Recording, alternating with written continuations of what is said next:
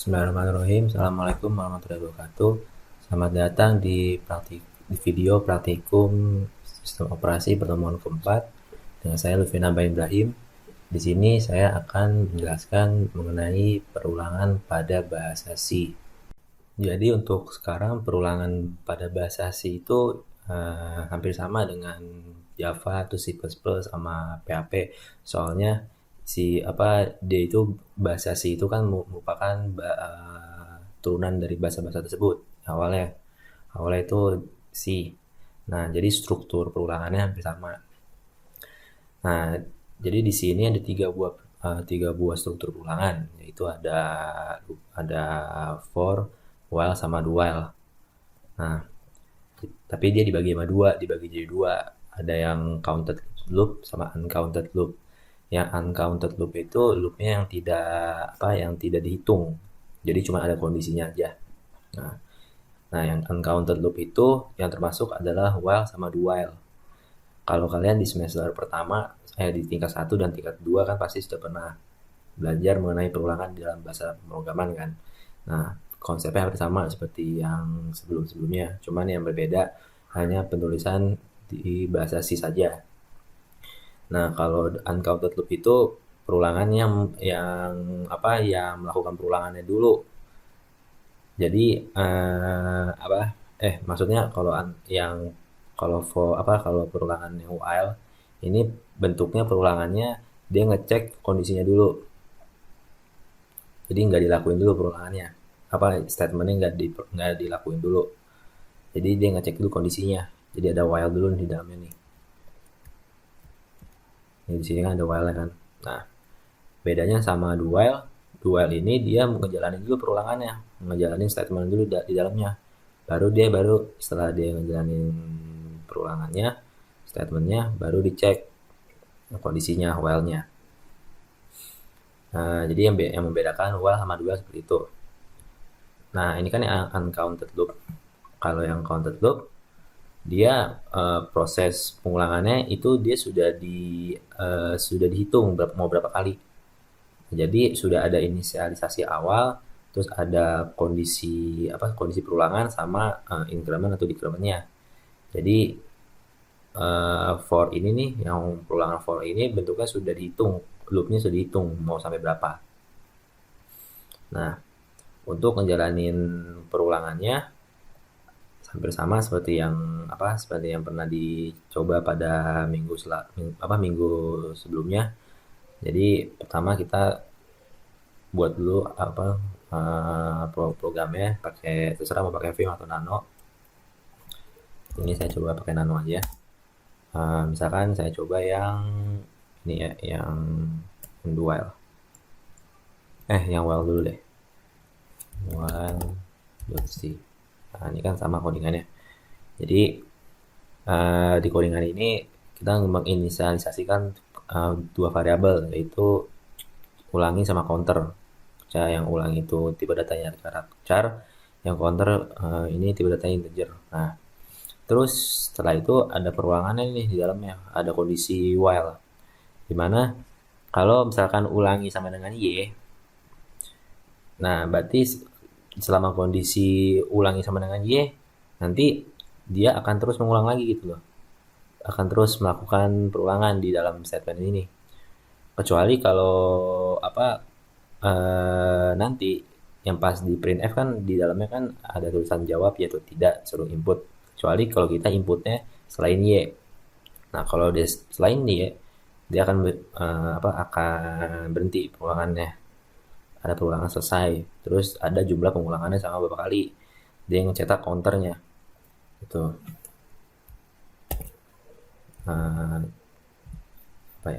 Ini ya. Kita coba sama while. Nah, awalnya kan dia akan keluar tulisan ulang lagi. Kalau kita pencet Y, nanti keluar terus. Nah, kecuali kalau kita pencet T, perulangan selesai. Nah, jadi dia ngulang sebanyak 5 kali, kan ada 5 kali perulangan kan. 5 kali keluar. Nah, terus bedanya sama do while, outputnya tetap sama, keluarnya tetap sama. Cuman yang membedakan ini adalah apa namanya? eh ini ya nih, dia ngerjalanin statementnya dulu. Setelah dia ngejalanin statementnya, baru dia ngecek while-nya. Itu kalau misalkan apa? Kalau misalkan yang tadi, yang while, dia ngecek dulu nih, while-nya dulu dikerjakan, baru ngejain perulangannya. Tapi kalau yang ini dikerjain dulu dalamnya, baru dicek gitu. Jadi seenggaknya tuh tetap ada minimal satu kali pengerjaan perulangan kalau di while. Sedangkan kalau while dia belum tentu kayak gitu. Nah, terus sekarang yang counted loop ini bentuk perulangan yang memiliki kondisi yang sudah ditentukan. Contoh, nah, jadi di perulangan yang bentuk for ini, nih, yang bagian for ini sudah diinisialisasikan awalnya. Jadi awalnya mau x-nya berapa, terus mau sampai berapa kondisinya, terus sama increment atau decrement. Nah, di sini kan x-nya sama dengan 0. X lebih kecil dari 5. Berarti selama x-nya lebih kecil dari 5, statement di dalam for ini akan terus dikerjakan. Itu.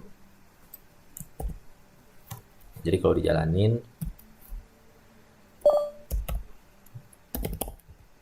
nah, dia akan terus ngejalanin. Terus ini kan inputannya ada sampai 5 ya, sampai 5. Coba saya taruh sampai 7. Terus saya tambahkan 6 sama 7.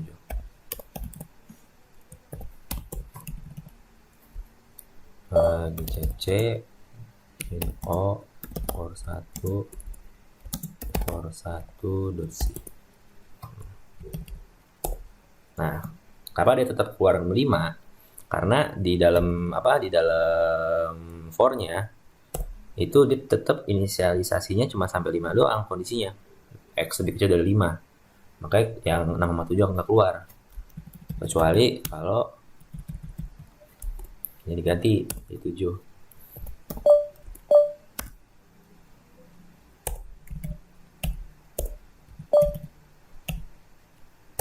Baru keluar sampai 7. Itu.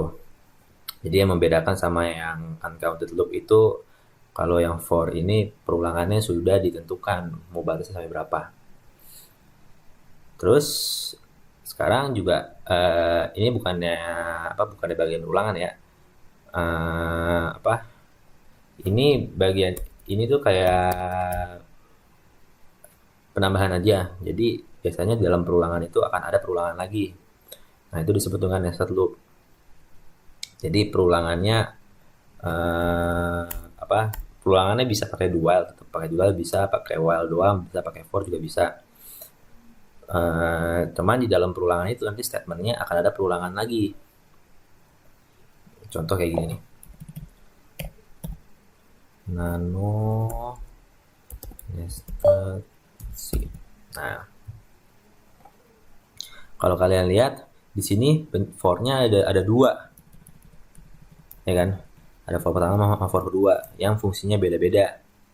Nah, pertama kan kalau yang ini user akan diminta masukin angka. Setelah masuk, nanti angka tersebut masuk ke variabel integer. Nah, setelah masuk ke variabel integer, nanti program akan menjalankan for pertama. Di mana for pertama ini fungsinya untuk menjalankan for kedua. Jadi kalau for pertama ini kondisinya yang i lebih kecil sama dengan angkanya sudah tidak memenuhi, berarti for kedua tidak akan dijalankan lagi. Tuh. Terus kalau misalkan ini memenuhi, dia baru menjalankan program di for yang pertama, for yang kedua. Di mana for kedua ini fungsinya untuk menampilkan ini J-nya. Menampilkan variabel J. Jadi keluarnya seperti ini nanti.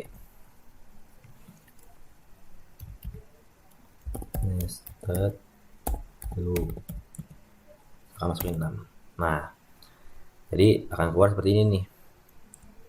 Kalau lihat codingannya. Nah, pertama masukin angkanya 6.